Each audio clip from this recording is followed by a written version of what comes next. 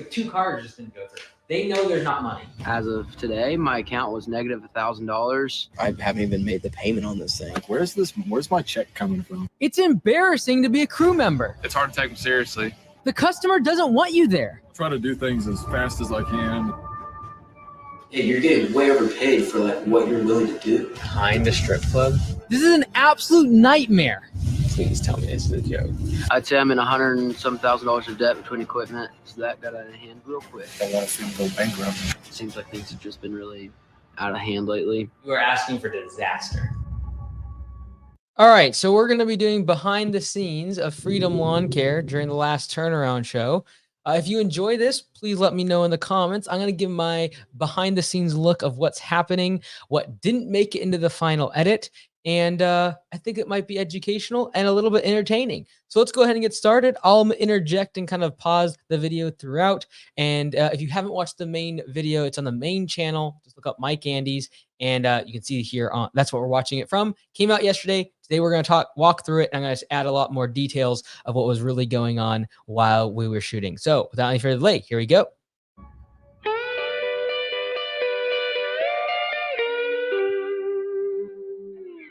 Today we're going to Freedom Lawn Care, where there's over $100,000 in debt. $15,000 of that is credit card debt, and they have a negative $1,000 bank balance. 5 employees haven't paid himself, the owner, for 4 months. Let's go see if we can turn this thing around.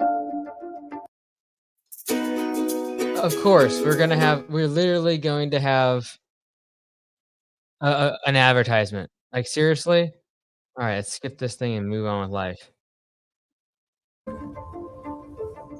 You see that Kubota over there?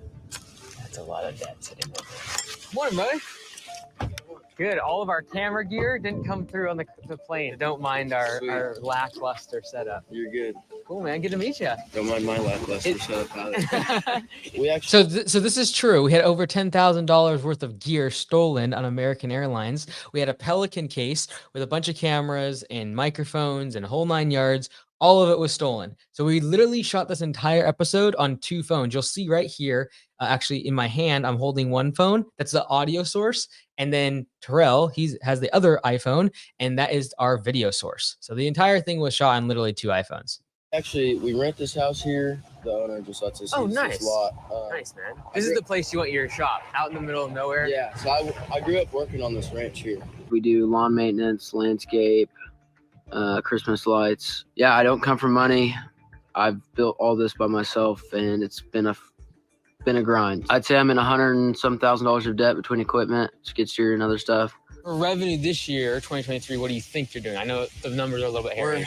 We're gonna hit 200,000. Okay, for cool. Sure. 250 might be a long shot. I see the Kubota. Do you guys use quite a bit of landscaping then, and some lawn care? What's kind of the split in terms of revenue? 75% landscaping, Got it. 25% lawn care. What's the payment on this each month? $1,200. Do you guys use it quite often? Like a once a week kind It's of like thing? when we're using it, we're using it. Right. We're not. There's been times where I'm like, holy crap, I'm so thankful we have this thing. Because like it's just so handy. Yeah. And then there's times where I'm like, geez, I haven't even made the payment on this thing. Like it hasn't even paid itself for the month. So it sounds like you bought the $70,000 piece of equipment. He doesn't use it very often, and it's put a whole bunch of debt on the business. The thing about having a big piece of equipment like that, it's not just the actual cost of the loan, which he's paying like $1,200 a month on. It's also the insurance. You have that thing on a business that is that small, like 200,000 annual revenue. If you're just doing like small landscaping projects or mowing or landscape, like small stuff, softscaping, your insurance is like very, very minimal. You throw that size of piece of equipment, now you need bigger trucks. You also need bigger trailers, and all of that leads to more insurance. So there's cost of insurance, there's cost of storage, there's cost of maintenance. And I would venture to assume that piece of equipment's actually costing the business around $1,800 to $2,000 per month with everything included. And then you have other businesses too, right? Yeah. So okay, what is that? I invest in real estate. I started doing that this year. And then I have a hunting outfitter a couple hours away from here. Okay. And I do that for, we're about to start up doing that. So do you like take people on tours or? Yeah, so we take people on guided hunts. I have 6 employees doing that. We have a chef, a lodge. So the hunting lodge is for my hunting business. Got it. So in Kansas, That was my real estate. So I bought 2 pieces of real estate this year. One was a flip house, and one was the hunting lodge. But that's all buy and hold for my personal business. right. Got it. We're gonna do 250 grand. So one thing that wasn't mentioned in the episode was that buy and hold, that other deal, he doesn't own very much equity in it. He's doing sweat equity, which means he doesn't put any money into the deal. But there's investors, they provide the liquidity, and then he does sweat equity, which is like project management, doing the whole rehab and remodel process, all of which takes a whole lot of time away from his businesses, which create together over $500,000 in annual revenue. Well, the reason in this episode I start talking about him actually using the hunting business instead of his lawn care business is because it's doing more revenue in a few months out of the year compared to the landscaping and lawn care business that takes 8-9 months out of the year in terms of attention. And so when you're looking at two different business opportunities, like he is in this case, we have one business doing $200,000 in revenue over the course of 8 to 9 months, super unprofitable. And then we have another business, the hunting business, doing $250,000 in revenue in the matter of a few months, being very profitable because you don't have all this equipment cost and debt and all the rest of it. I am a little bit concerned, even with the hunting business, that he's investing a whole bunch into real estate, because real estate is a different business. Like, if you have a business, focus on generating cash flow, because a really good house deal, you might make $300, $400, $500 a month on rent, like as cash flow on top. Once you pay insurance and maintenance and property management and all the rest of it, you might make a few $100s a month. A good business, if you focus on that, you can make thousands of dollars every single month. And so I get concerned when people start mixing real estate in their business, because it is, in my opinion, two very different industries. In that business On that one? this winter. Cool, man. So we're kind of running into, I don't know how, like, when we want to get into this, but Yeah. I have a couple issues with employees. A lot of what I think is going on here is my lack of, like, leadership and just being able to, like, tell people, hey, this is what you do. This is what you need to do. Go do it. This is your job. I'm, like, very non-confrontational. I I can don't like telling people what to do. The office gal, is she full-time, part-time? She's 20 hours a week. Got it. She's clocking hours, but, like, she's not always doing stuff for the business. Yep. I texted her the other day about it, and I was like, hey, did you reach out to these snow contracts and try to sell these? Yeah. And I just, like, didn't hear anything back. I'm assuming she didn't text me back because she didn't do them. And then as far as Jacob, he's a great employee. He's that guy that, like, you hire and literally, like, changes your business. Yeah. Like, if I lost him, I don't know what I would do. I was needing a job real fast because I walked off of somebody's job and I seen a lawn truck and I'm like, oh, yeah, I can do that. Like, they're always hiring. The other one, Etienne, he's my best friend. I don't really know what you guys are really here for. I mean, best friend since, like, high school.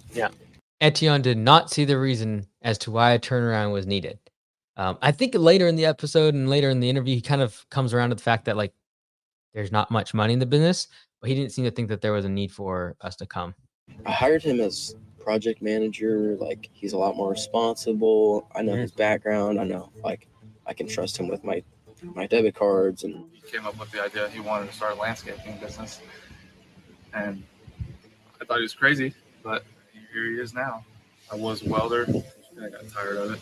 You hired him originally as project manager, yes. and now really, I hear it is more of a And now, like, what's happening? overpaid employee type situation. Yes, very much so. Okay. And you almost feel like this weird cultural tension between, like, him and the other guy. The other guy, they're pretty good friends. I mean, I've about gotten straightened out now, but at first, he just had a real bad attitude. Didn't really want to work all that hard. Because this guy knows how to do everything, basically runs this thing. Yep. And this guy's getting paid this X amount of dollars. Yeah. And then this guy is getting paid X amount of dollars, and he, like, doesn't know how to do much. This is like the first actual, like, landscape business that I've worked for. It's a lot harder than somebody next to me is. It's actually pretty common for new business owners, and as they hire people they know. And back to what was mentioned, that is, he's like, it's because I trust, like, I trust him with my debit cards, and that's what he said. That's usually the premise of hiring at the beginning. And honestly, I wouldn't like necessarily it's a bad thing, because usually at the beginning, you don't have systems and procedures and checks and balances in terms of metrics to actually know if someone's doing a good job. So the only thing you really can have is trust. And that's why most people hire a friend or a family member, their first few employees. And most of the time, as the business grows and expands and does get metrics and systems in place, they start to realize that the person that they hired at the beginning, although they trust them, they actually don't perform very well. It's very, very common that small businesses eventually have to grow out of that phase and have non-family members and non-friends involved as employees. What's the right thing to do for the business? Right. Not for anybody else, but for the business, because that's what we're doing here. Yeah. And ultimately, like, struggle with that. making the right decision for the business is still better for them because the business stays in business. Yeah. And right now, like, financially, we're actually putting them in a bad spot due to the fact that it's not financially viable. Would you rather Jacob be the person that kind of runs things? He has the qualities to run it. Like, if I care about this thing 100%, he cares about it 99%. He literally tells me all the times, like, hey, man, I want to make you so much money that, like, when you pay me, you don't have to worry about it. Does he know the finances of the business right now a little bit? Oh yeah, I'm definitely aware. He don't talk about it, but it's like it's obvious. Sometimes I'm like, where's my check coming from? Like, I'll try to do things as fast as I can, and like I'll stay late, finish up a job, because I know if he don't get paid, I don't get paid eventually. Probably struggling a little bit. I know we're not doing too bad. So your hope right now is keep these three guys busy throughout winter here. You're going to be focusing on the hunting side of things probably throughout the winter, and in spring come back and then you're hitting the ground running. Yeah. Do you think, assuming that you're able to get laborers, that next year with the current setup in terms of equipment, you could do like 400,000? Do you think that's kind of the goal? I think next year we can do 500. Okay. With if we have the labor. When a business is doing between $0 and $200,000 in annual revenue, the owner should really be focused on being a great laborer out in the field with their team doing the work. But Luis is really approaching this like a manager. He's having a general manager and an office person and all of the structure in the business when the business isn't big enough for that. I need to talk to Micah, the office admin person, and see if I can shed some light on what's going on. Whoa, we are literally parking here. The reason he actually needs a general manager and office person is because he's diverted his attention between multiple businesses.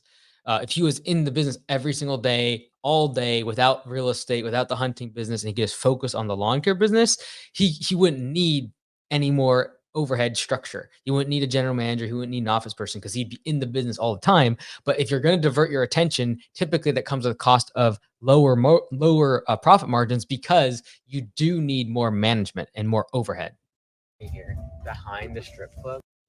Wherever your business needs to show up, Vistaprint can print it.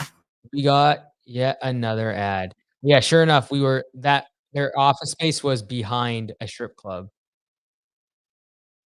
There's currently 4 people in the organization: Luis, 2 employees out in the field, and his office admin, Micah. The problem is that the whole business is doing $200,000 in annual revenue, which means if you take 200,000 divided by 4 people, there's less than $50,000 of gross revenue being created per employee. That's really bad. You don't even have to tell me any other number in the business, and I can tell you there's no profit being made. For every 4 employees, you need to have like 1 overhead employee. Yeah. And that will be profitable. Right. And then like we're sitting here, we have 2 employees and 2 overhead. Like, I can sell as much as I can, but it's just hard because I'm not out there. So, I mean, to be completely transparent, I have no clue what's what. I don't know how to explain to people like, oh, this is what they're doing. So I can only do so much. And that goes back to like, we do too much. Look at that list right there. Mm-hmm. Services we provide. Yeah. We did that whole list of services.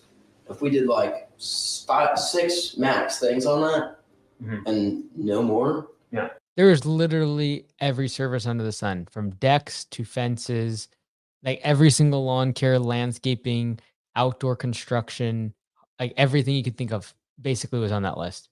She would be able to sell it because I'd be able to learn. She'd be able to learn 6 things. Instead of like, well, there's 20 things on that list. That I mean, like, I don't even know them front to back. Let me understand the debt for a second. When you say $100,000 in debt, does that include the skid steer? Skid steer, 73 grand. Okay. Truck, I have 19 grand on it. Okay. And then dump trailers like 7,500. Got it. And then the rest is just credit card debt, basically. I mean, yeah, credit card debt is 10 grand. Okay. Maybe. Okay. This is the bottom line. Some people would be like super pessimistic about the situation because it's a matter of like literally your liabilities like is basically equivalent to your assets. So basically it's like if you sold everything, you can pay off your debts and move on.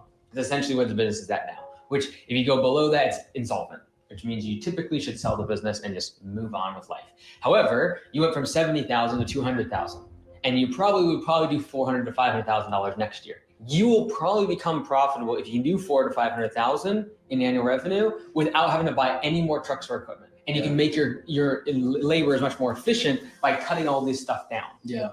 Because when I see $200,000 in annual revenue, and I know you have a bunch of project costs, I say, okay, let's say that's $150,000 in labor revenue. Well, if you take someone that works 2,000 hours in the year and you do the math, they're not making a lot per hour. And so either A, you're charging too little, or B, they're super inefficient. And so like when you go out and bid a job, what's your target hourly rate? Like do you shoot for? 65. 65? What do you pay per hour typically for a labor? Like 15 to 20 for entry level? Entry level, 16. Right now, both our people are 20 plus. Okay. So the bottom line is like right now, the average between his two team members is $22 per hour that he's paying out in the field. I want that number to be at least like lower than 25% of what you charge the customer, which means in order to sustain a $22 per hour base pay for team members out in the field, you would need to be charging $88 per hour to the customer. So either prices have to increase or your base pay needs to go down. Well, if you can't get any more team members because your base pay is already too low, guess what you need to do? Focus on creating more value to the customer so that you can charge a higher hourly rate, or become more efficient so you get jobs done faster, and therefore you're actually raising your effective hourly rate because you get things done faster. So that's why I was asking about that. And the thing I mentioned, I kind of pointed over to the side there, was he had a design of a install that they're doing, like it's going to be like a $30,000 project, and only he can do the job because it requires a skid steer there. It requires a lot of material, a lot of project stuff. So like, again, doing services that involve the Kubota and involving these massive amounts of projects, guess what it does? Locks the owner into that specific job. He can't manage his crew. He can't do office work because he has to be at that job. That's why I'm a big believer in choosing 4, 5, 6 core competencies in terms of services and sticking to those so you can simplify and standardize those and make them super efficient without the owner having to be there every single second of the way. Yeah, like right now, I would imagine if I looked at the finances, you're probably spending 70% of your revenue just on wages. By the time you take office and you take your employee on the field. That business will never, ever, ever, ever, ever make money at that ratio. No. It needs to be at 40% or below. Yeah. Especially because you have a bunch of material costs as well. So really, it should be like 30% or less. I think that a lot of times maybe this business ain't making enough money to grow at this point or sustain. This is what we call a classic case of the shiny object syndrome. You think you're not. The reason I said that under 30 is really where his labor should be at is because typically 15 to 20% of the revenue is actually made up in the form of direct costs for the materials. When you have big projects like lumber for decks and stones for walls and paver patios. So when you have a landscape design build business, a smaller portion of the revenue should go out the door to cover the cost of wages, because technically there's way more cost of materials baked in there. So for a lawn care, cleaning business, any sort of home service where it's mostly labor, that is very common to be more around 40%, even 50%. But if you're above 50%, you can never hardly ever make money if more than 50% of your revenue is going out the door to wages. Think you're an entrepreneur and you start a whole bunch of businesses, where if you just focused on one business, you actually make more money. I'm equally passionate about both these businesses. Right. I'm passionate about hunting just because that's what I grew up doing. Yeah. Like I love just to go hunting. But as far as like which one I'm more passionate about growing, you could give me a porta potty company and I'd be passionate about growing. Just it's the game of business. It's like the chase when you're like a 16-year-old boy and you're trying to get a girlfriend. Yeah. That chase of just getting a girlfriend is fun. Yeah. Like that's like what business does for me. Yeah. It's like that itch that I just love to scratch. So use the analogy, that's the equivalent of going after 3 girls at the same time. Yeah. Probably gonna get burnt, right? Yeah. Like focus on one, man. Never met another.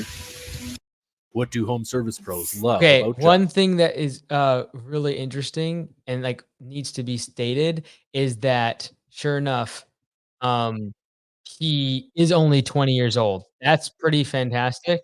And so even the fact that he's built the businesses and he's done as good as he has at 20 years old, honestly, got to give the guy some kudos. And so people in the comments kind of tore him apart on a lot of different aspects of the business. But at 20 years old, he has 2 businesses. He's trying his best. He just got married. I think he's doing well for 20 years old, honestly.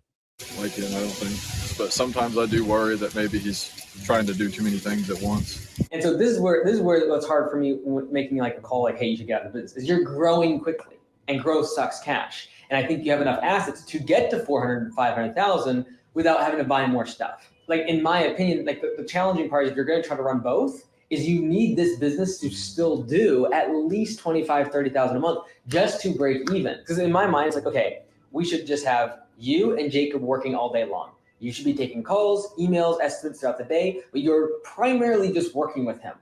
You just cut out 90% of those services, and then you guys become specialists and you can charge more. That's a profitable model. It's not scalable though. So that's the next question is like, well, if you want to build a $10 million business, you're probably on track to do that. Like you're on the right path. How much pain do you want to go through over the next 10 years is the next question. Yeah, losing money, losing employees, just all sorts of stuff going on. You know, I just got married in March. I was about to say, so you just got married. I just got married, so I'm like trying to figure out how to be a husband. You just stack on like family, business, faith, everything. You stack on all that stuff on top of each other, and you try to make them all work. And then like my brain was just getting like, it just feels like it's about to just explode. So that's when I was like, I need somebody to like relieve me of like at least some of the admin stress, because that was like killing me. That's when I hired her. You shifted that stress and temporarily like, this is awesome. Temporarily just patched it. Patched it. And all it does is move the stress to the next spot, which is finances. Yeah. Because the business can't afford that yet. Yeah, it definitely is a Band-Aid now looking back on it. Yeah. Like, if you were going to keep both, let's now go down that bridge. Because like I think personally, I would not. I would choose one. I'd spend 2 years making it extremely profitable. I would then re-enter the industry if that's what I really wanted to do, and I'd do it with cash. Luis is 20 years old. He recently got married and he's trying to run 2 different businesses. I can see why he's stressed. The business isn't making money, and worse yet, he's not even paying himself a salary. This means that if you actually took the $70,000 or $80,000 that would typically go to the owner in the form of salary, it's losing a lot of money actually. In my opinion, to cover the cost of his salary and all the extra wages and the debt on the business really needs to make about $400,000 to $500,000 in annual revenue just to break even. my thought process going into all this was like, we're trying to ultra. How I came up with that number is if you look at what his debt obligations are, and his monthly payment on just the skid steer, you take that out of his gross revenue, and immediately you've got to build a business that's doing like at least 25 to 30,000 a month just to break even.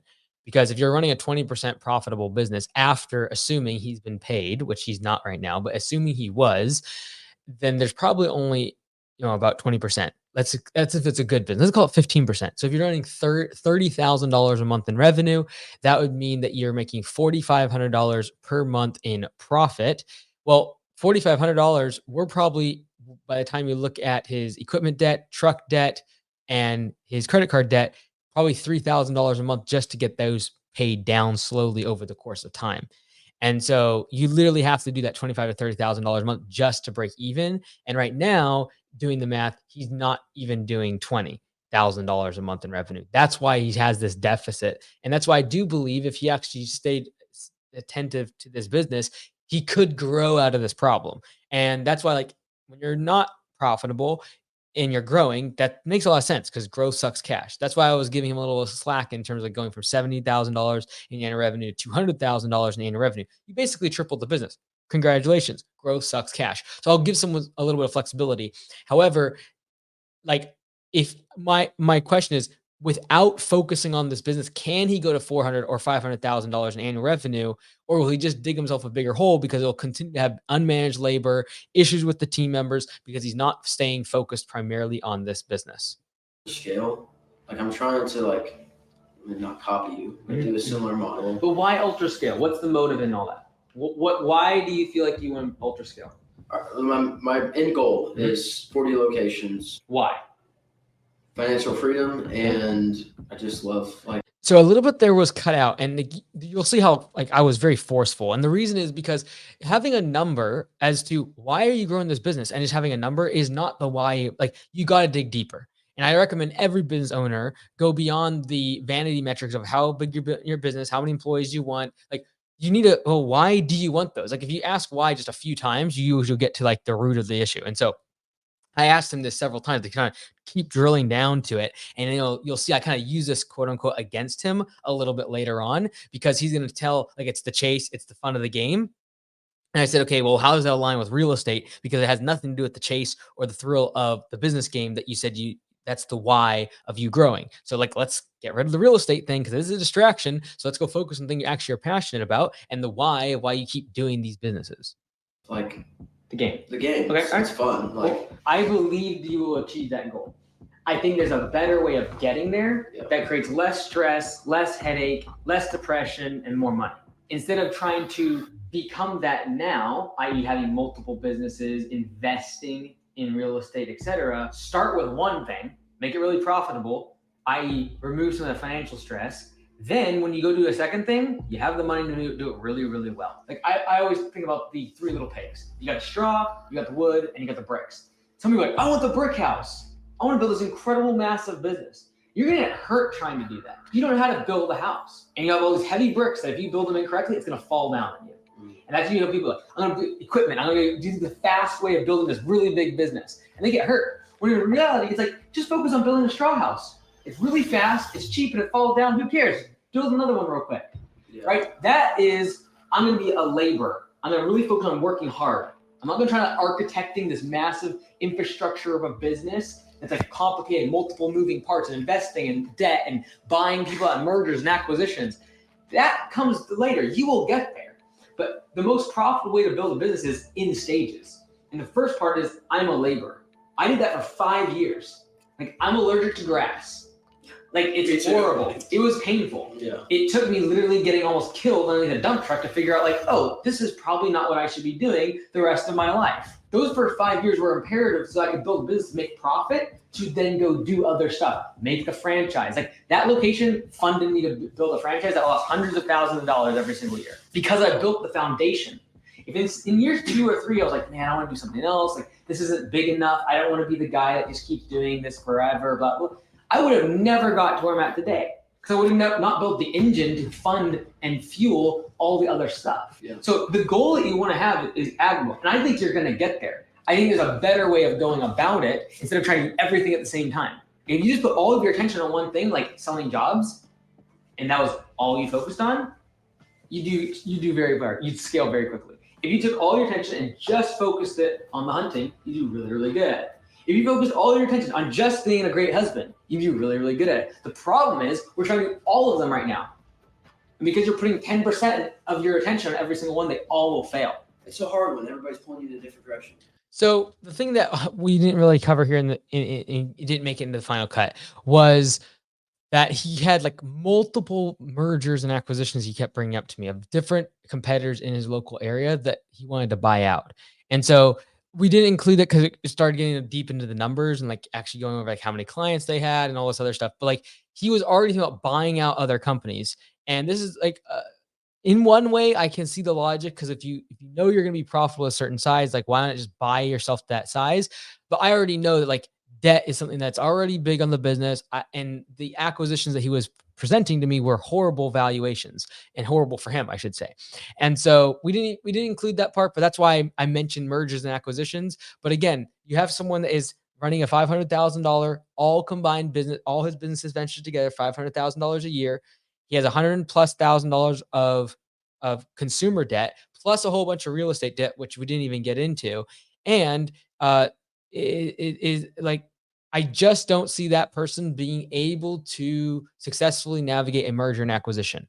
A merger and acquisition, you're literally buying a hurting business, a business that typically is not built on systems, usually has the owner as the bottleneck, and especially at $200,000-$300,000, almost always the case. So you could literally lose your whole business buying the wrong deal if you're trying to buy out other companies. So everyone makes it sound super sexy and appealing online, like go buy other businesses. It's a whole lot harder than you think. Usually you're buying a really bad business, or you're buying a good business that's all tied to the business owner. And once they leave, you're left with the remnants of what the business used to be because the customers had too much of a tie to the previous owner. That's the thing. That's why I asked you your why. It's because it only matters where you want to go. Who cares what other people think? Here's the thing. I bought a house 6 years ago. At the same point, I started a franchise. Okay, that house has almost doubled in value. Woohoo! $250,000. The business I've created probably worth $10 to $20 million. Just the franchise. You spending your time on the thing that you're really good at, the thing that you love, and your why, which is. Some people had a whole bunch of questions about it in the comments saying I didn't double the value of my house. The actual what really happened was I bought the house for $95,000 in cash. I renovated it and I spent about $170,000. And that house is worth well over $500,000 because I added a second unit to it.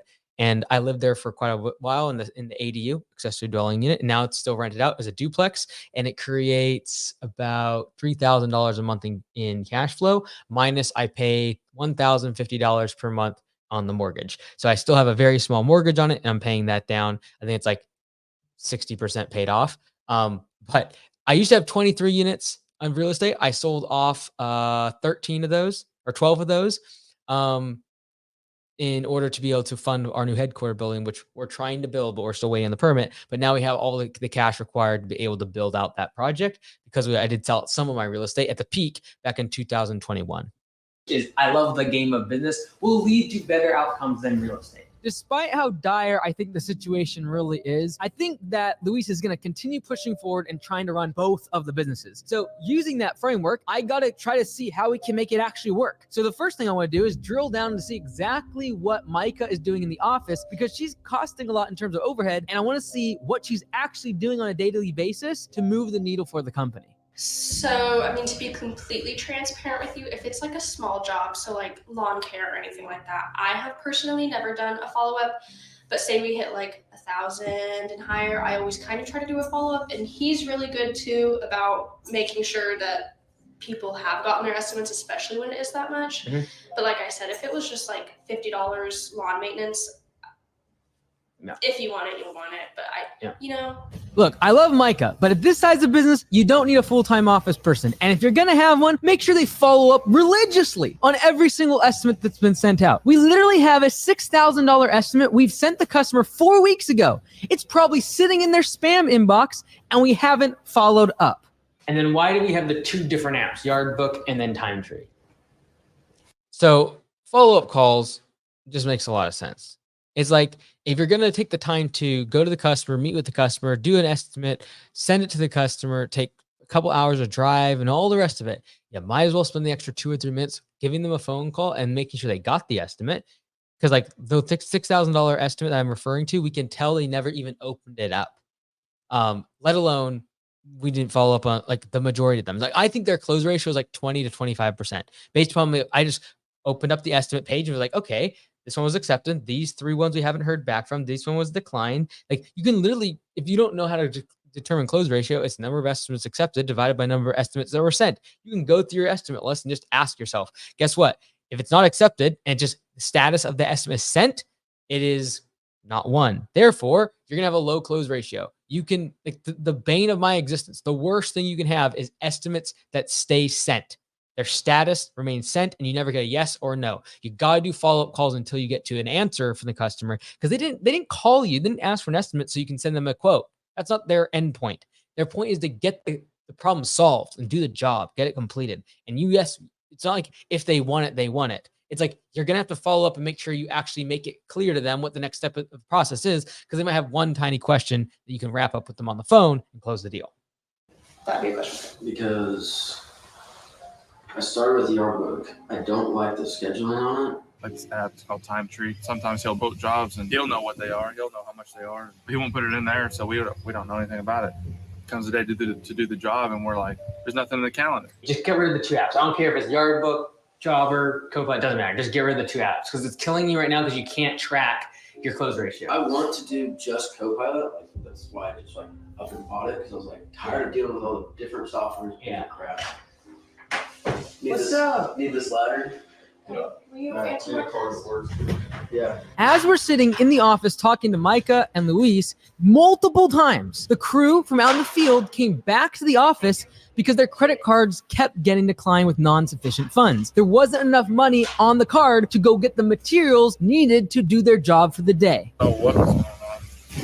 Whether it was his bank, whether it was his card, is there money in the bank? We don't know yet.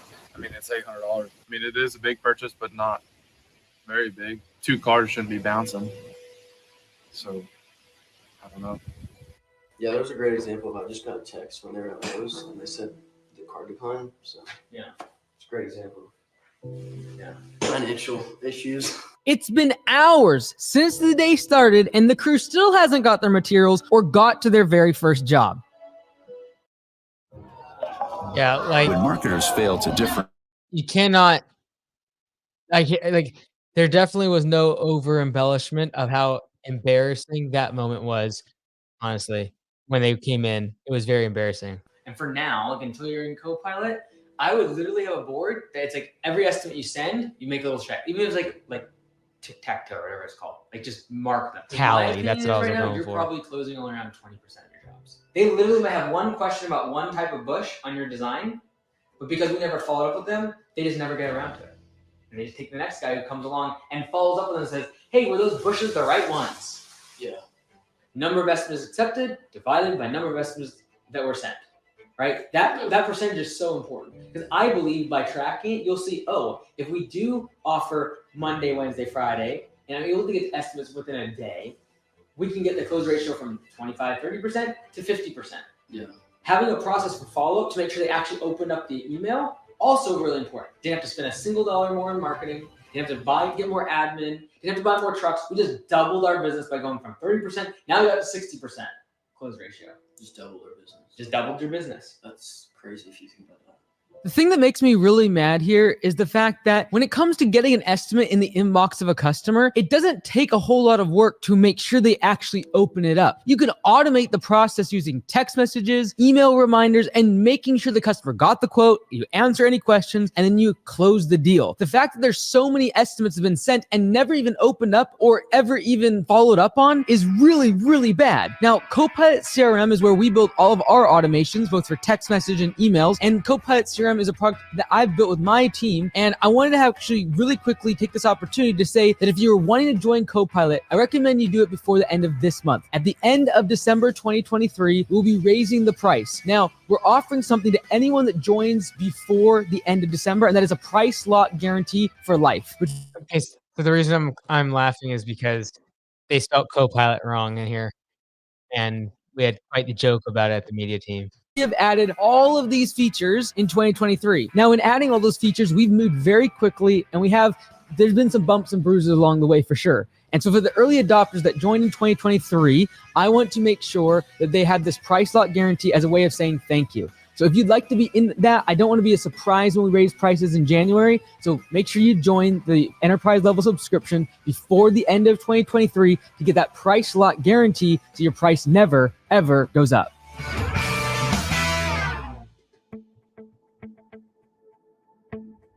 In terms of bringing down costs, I know a big thing that you mentioned to Zach even was like having, someone that you've overpaid to be a manager and now they're just an employee. Is that something that we need to actually address? Yeah, we've talked about this. I've talked about this to everybody, but yeah, it's to a point where it's like, I love him to death. Would do anything for him. Literally take a bullet for the guy, best friend. Mm-hmm. But I hired him thinking he would basically not be able to run this for me, but just do a lot more than what I've seen him be able to do. He knew he could trust me, so Jacob's more of the handyman guy and know it all. So how much is he overpaid right now per hour? So he's at 24 an hour, and Jacob's at 20 an hour. Jacob asked for a raise to 22, which I'm willing to give him because he's worth that. But the one at 24, just being completely frank about what he's worth, just as what I see him producing, is 18 an hour, something like that. Does Jacob know he's getting paid 24? I don't. We don't really talk about it. Me to get where I'm at, I had to work real hard. He pretty much making the same, if not more. I think sometimes owners, we think that we don't talk about it, but guess what? The team members do. They're in the trucks together. They figure things out. They know where the money's at in the business. They can see who's making more, et cetera. So my big thing is even if you don't talk about the money, is make sure that the compensation plan is that if everyone did know what everyone was making, you'd be able to back it up and you'd be able to here's why. And ideally that's based upon things like production, performance. And that's why pay for performance is so important. Because in this case, the team member that has been here the longer time and takes care of everything would probably make 30 to 40% more than a team member that was just kind of along for the ride. It was me. No experience, didn't have to work at it. We don't share everybody's pay. Yeah. Just because I like to keep that private. Yeah. With everyone. Yeah. I think he needs to hire some more people to help him. Maybe not have any kind of personal relationship. That way they have to earn their spot, not just be permanent because they're permanent, you know? Like when I pay people, I want to be like excited that I'm sending them this. I have no problem with hiring family or friends as long as they are held to the same standards, and that especially when it comes around to pay.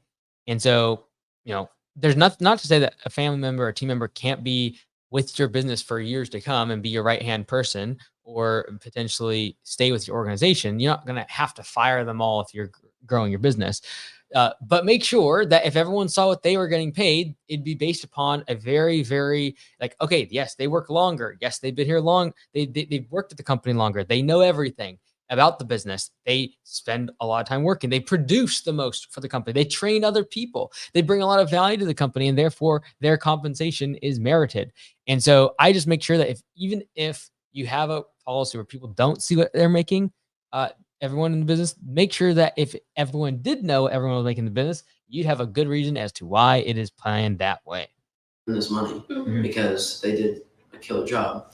I'm not gonna lie, dude. Every time I send Jacob his paycheck, I'm like, this dude freaking earned it. Well, like when I pay Etienne, I'm like, dude, I'm sending him all this money. Like, he did not earn this. This is not like what he earned. It's a lot harder than somebody thinks it is.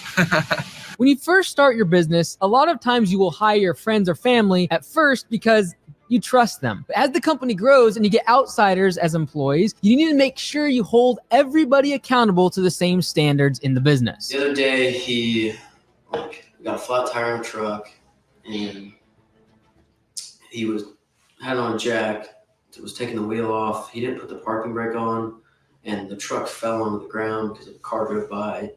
And it fell on the ground, smashed the brake caliper, and then he punched the truck. He got mad. He got mad and hit my truck. So that's something I don't care who you are. I'm gonna take that seriously and address that because for one, it's my property. And he actually dented the truck. I saw it. He's like, "That's quite the punch." He literally dented the truck. And for two, when you act like that as a leader, you're gonna make people think that they can just act like that. Like if one person sees you disrespect me and disrespect my stuff, even subconsciously, it'll let them know that, hey, I can get away with that. And I don't want that. Some people are going to get away with whatever they can get away with. It's kind of one of them deals. If he wasn't your friend, would you have already fired him? Yeah, I talked about that. I told him that face to face. I said, dude, if you weren't my friend, you would have been gone the moment you hit my truck. The fact that he told the team member that, that's why I asked, and he was immediately like, yes, I would fire him if he was my friend.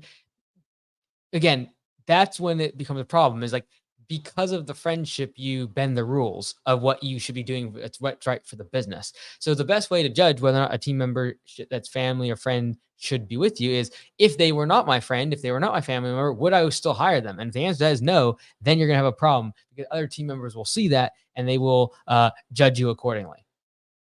Because I don't put up with that. That's childish actions. I don't put up with that. It could get in the way sometimes. Having your best friend as your boss, it's hard to take them seriously, even though you have to when it comes to his businesses. And so firing him, you're afraid that it's going to ruin the relationship. But it sounds to me like it's going to ruin the relationship, him staying on. Yeah, it's not even ruining the relationship. It's I just don't want to put anybody in a hard place. So how do I? Do you think he's going to have a hard time finding a job? No. There's plenty of jobs out there. Go find another job pretty easy. But never want to lose a friendship over something like this. Friendship like what we got going on.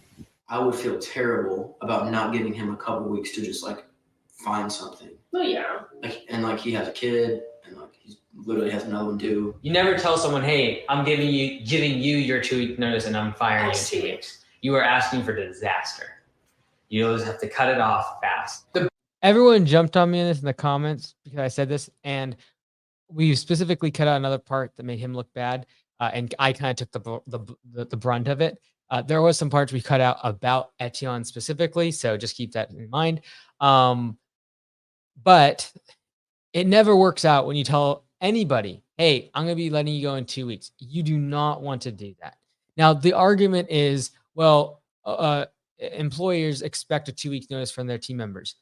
You're right. If the person is in good standing and they're moving on to another organization, and I'm writing them a letter of reference and like it's all on good terms, I do expect a 2-week notice. And if they don't have to. They can just stop tomorrow. That is perfectly okay. It's perfectly their right. But I also know I'm not necessarily not giving the 2 weeks for my sake. I'm doing it for the rest of the team in the business.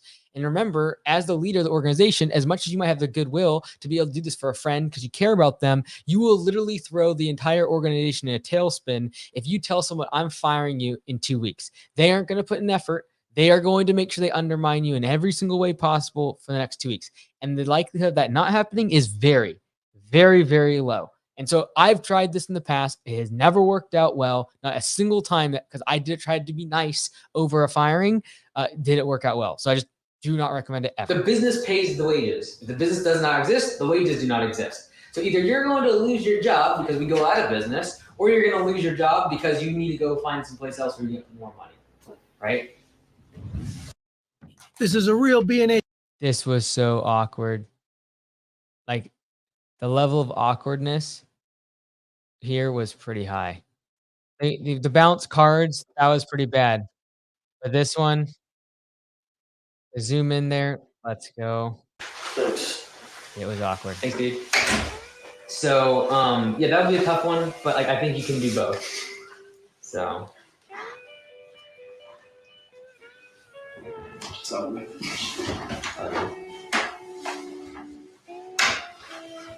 Just come on in.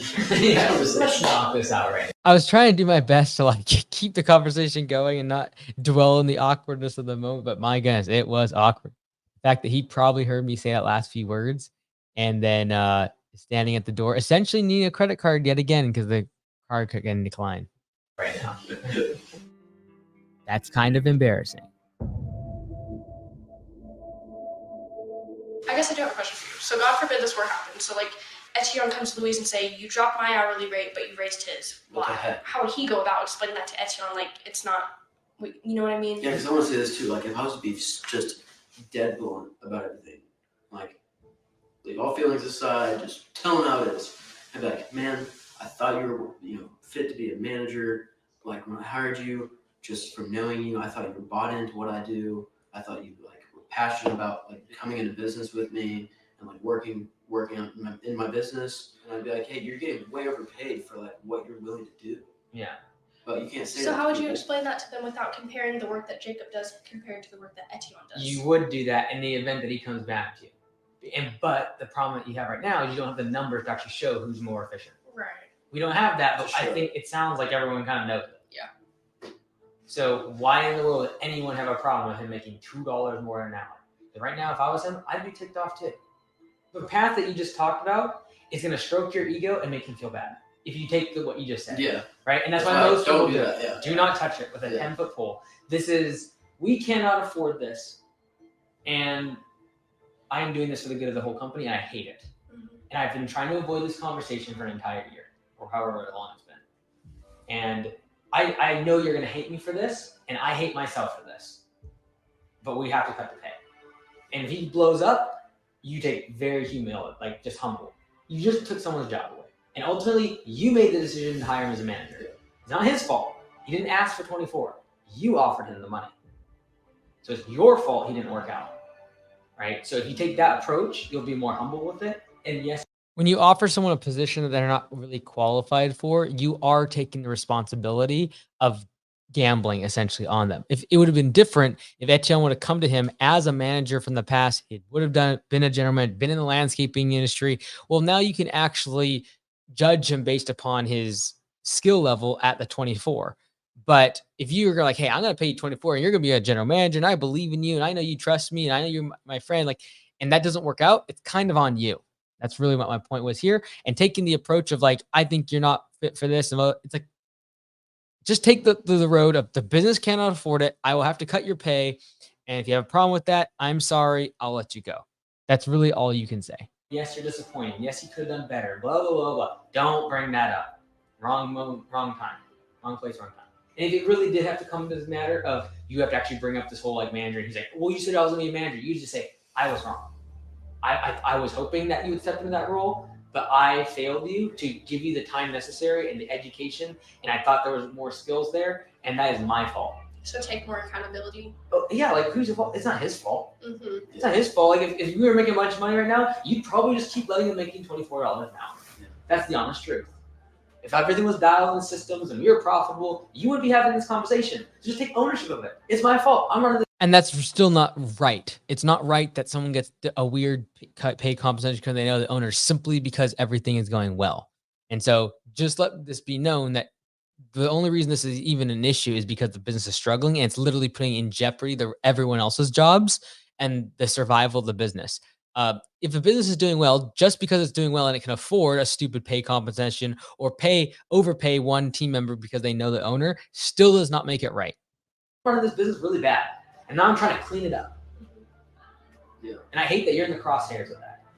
Yeah, it's like honestly, like, I wish if I could look back on it and like redo it, like I just wouldn't hire anybody that's a close friend that I could potentially put in a bad spot or hurt by firing one day. Mm-hmm. But you can gracefully do it. Yeah. I had to do the same thing to one of my closest relatives. Had to take away his franchise. Right? Strip him away. Only 2 people have ever done that from him. And because it was done correctly, 2 years later he came back and is now an extremely profitable location and general manager and works for me. Yeah. Instead of a franchisee. So it's how you handle it. Just because it's not working out now doesn't mean anything. It's all how you handle it. Take the path of like humility. I was wrong. I made the mistake. I'm really sorry. Unfortunately, I also have to take your job away or reduce pay because I'm trying to protect everyone here. And that's all. That's all you can do. If someone gets mad, that it just happens. You have to protect the jobs of everyone on the team. And so that sometimes means laying people off, letting people go, cutting people's pay. But like you as the leader are responsible for everybody. And so if you're going to be weak to where you can't address a sticky situation, you are literally putting everyone else in jeopardy by you trying to be nice. This is something that I had to learn the hard way. And it's like, I am here for the greater good of all my team. And so if I allow one person to wreck that, if I allow one person because they know me or they've been here a long time or whatever it is, and now everyone knows what they're paying, it's not really off, that can ruin the entire culture. And if a business is struggling and that overpay, in this case, is causing the business to actually potentially be going under, now you have a much larger problem. You have to look at the greater good of the entire team when it comes to sticky situations. And if you don't have the guts to take up a conversation and get through that with someone that you know, or someone's been on the company for a long time and has bad behavior, doesn't perform, then you're not a leader. Yeah. We made the decision. Yeah. To get a closer look at the operations of Freedom Lawn Care, we decided to go to one of their job sites, and it is not what we expected. We didn't know what we were dealing with.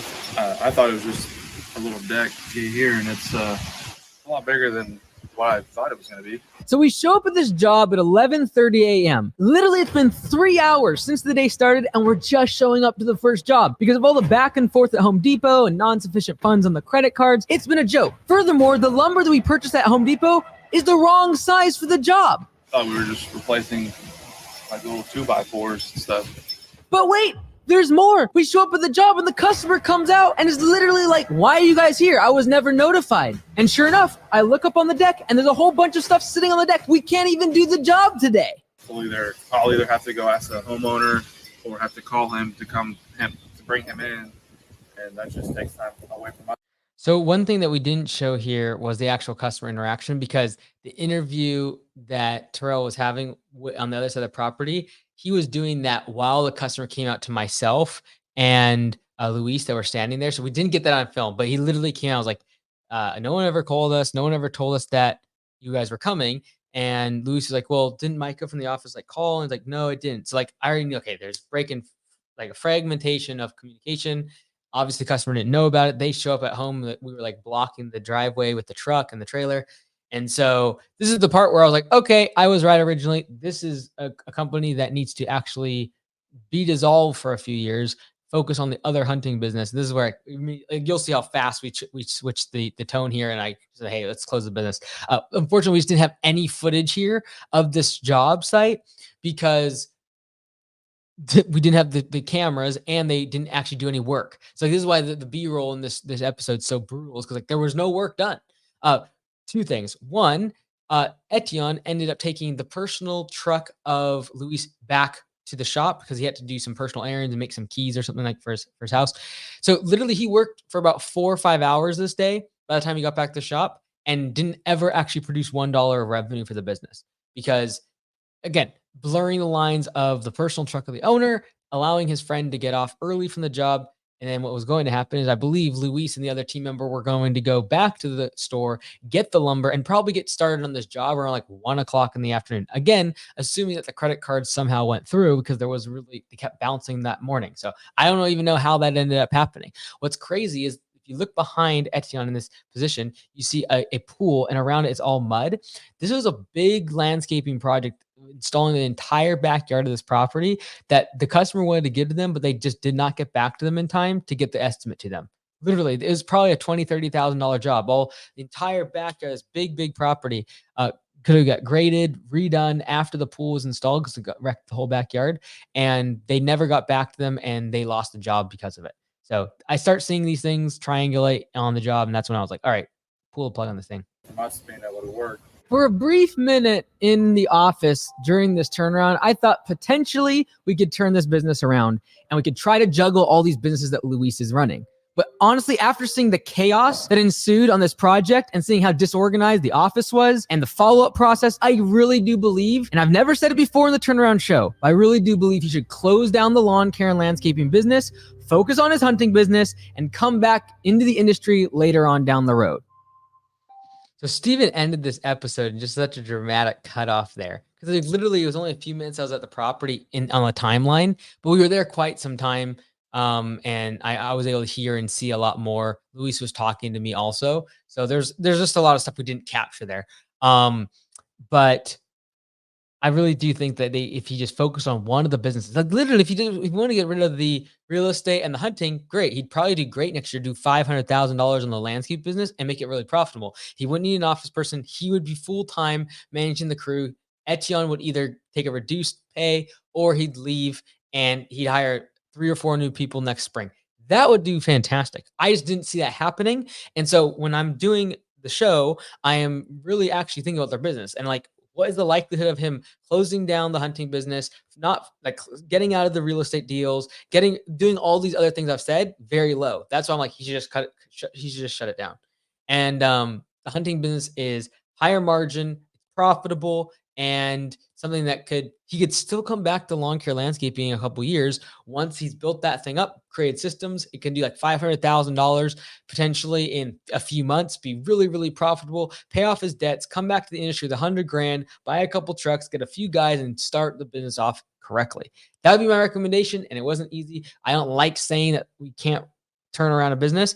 I do believe this business is turnaroundable, but do I believe for Luis in this case that he should keep doing what he's doing? I don't think so. I do think that because he has diverted attention, he has way too much organizational overhead in terms of the office person and general managers and all this other stuff, and it will only increase if he grows the business. So as much as I want to think that if he grew the business, that the business would be profitable, I don't think so in this case because he has all this management and overhead and debt that is going to keep him from being profitable. Even if he goes to 400,000 or 500,000, I think it'll only compound the issue because it's so inefficient and it's unorganized and there's no communication or camaraderie or culture in the business. So I think it'll only compound the issues if he keeps trying to like force the two businesses and the real estate and all this other stuff going on. So that was the wrap up. That was the behind the scenes of the turnaround show. If you enjoy this, comment below and maybe I'll do this in the future for future episodes. And I'll try to do it my very first watch through. So as I watch it for the first time, you get to see it for the first time too. Thanks so much. We'll see you soon. Take care.